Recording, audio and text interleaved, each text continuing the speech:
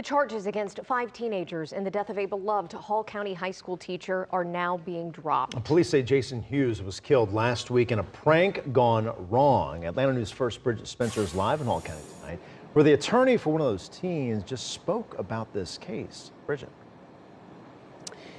Right, Blair. Jaden Wallace was charged with vehicular homicide, but the DA decided to drop those charges against him, as well as the charges against the 4 other teens that were involved in this tragedy. Now, we just heard from Wallace's attorney, Graham McKinnon. He says he applauds the district attorney, Lee Dara, for conducting a thorough investigation and dismissing these charges. Jason Hughes was killed last week when police say Jaden Wallace and his friends showed up to the Hughes home to throw toilet paper on the house. We're hearing this is a long-standing tradition for North Hall High School students. They say Hughes was run over after he fell into the pathway of the truck as the teens tried to drive off.